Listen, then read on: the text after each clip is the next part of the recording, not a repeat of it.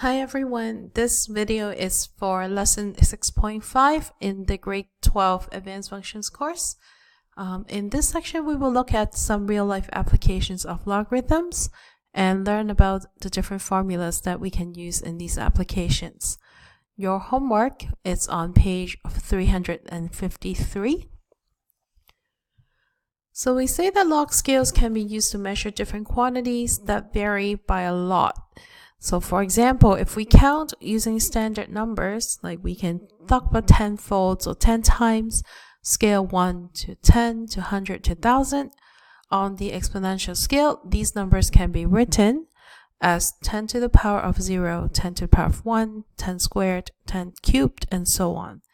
But if we want to use things to express in log scale, we can conveniently use number 0, 1, 2, and 3 only.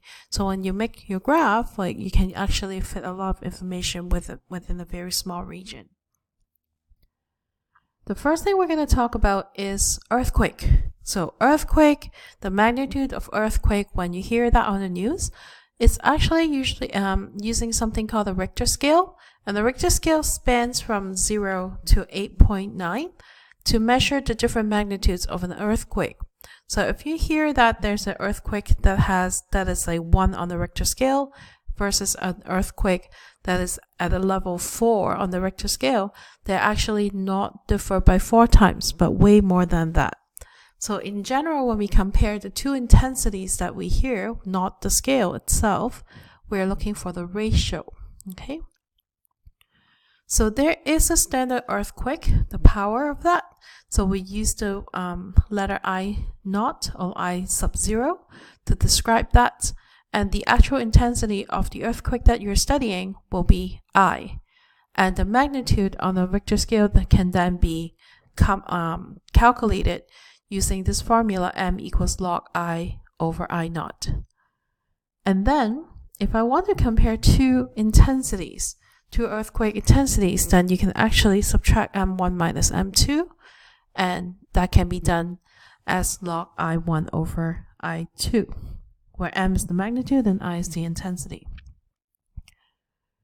So example 1 was the magnitude of an earthquake 1,000 times as intense as a standard earthquake. So remember, I naught stands for the standard earthquake. If we're looking at an earthquake that's 1,000 times more intense, then you can express I as 1,000 times I naught. So now you can substitute the expressions into the formula. M equals log 1,000 I naught over I naught. So you see how I naught just cancel out. So you have log 1,000. We don't write the base, so we're assuming base 10. That means the magnitude is 3. Example 2.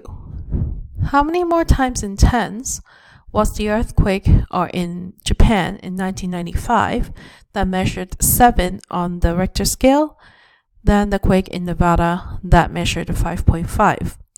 Well, using the comparing model, okay, M1 and M2, we can subtract 7 by 5.5, so the difference in magnitude is equal to log of the ratio of intensities.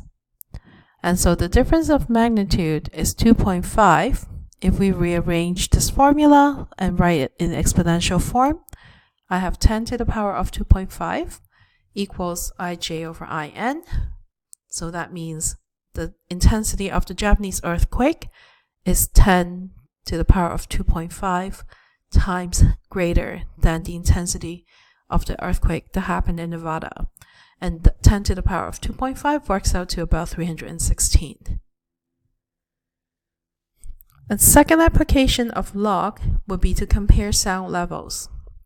And dB, if you look at your headphones or your stereo system, sometimes you will notice this symbol dB, which stands for decibels.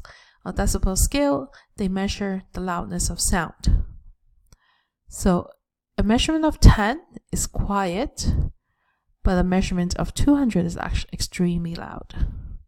So we use these two formulas. L equals 10 log I over I naught. So again, there is a threshold intensity of I naught in the comparison. Or if you're comparing two intensities, you can use L1 minus L2 equals 10 log I1 over I2. L, we call it the sound level in decibels, and I is the intensity of the sound. Sometimes the sound level in decibels is also expressed as beta. So how much more intense is an ordinary conversation measuring 50 decibels than a whisper that measures 20 decibels? Well, because we're actually comparing two decibel levels, we will use the second formula. 50 minus 20 is equal to 10 log I1 over I2. So we know that if we can write this in exponential form, 10 to the power of 3 is equal to I1 over I2, or 1,000 times. Okay, so an ordinary conversation is actually 1,000 times louder than a whisper. Acidity, the pH scale, can also be used. It's also an application of log. Okay, so the pH scale allows us to determine whether something is acidic or alkaline or neutral. It goes from 1 to 14, 7 being neutral. The closer a number is to 7, the more neutral it is. Okay, so 1 is extremely acidic, 14 is extremely alkaline. The pH formula is negative log of H plus. This is actually stands for the concentration of hydronium ions. That determines, how much acidity or alkalinity a substance is. For instance, blood has hydronium ion concentration of 4 times 10 to the power of negative 7 moles per liter. Is this acidic or alkaline? So we're trying to figure out what pH level blood is.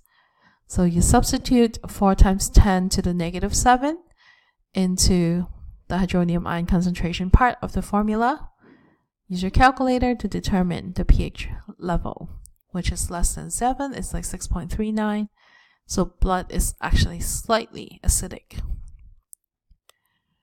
And then orange juice has a pH of 3.5. What's the concentration of hydronium ions? So put in 3.5 as the pH level, and then isolate the concentration of hydronium ions by writing the equation in exponential form. Work out 10 to the power of negative 3.5. That gives you about 3.16 times 10 to the negative 4 moles per liter. And that's it.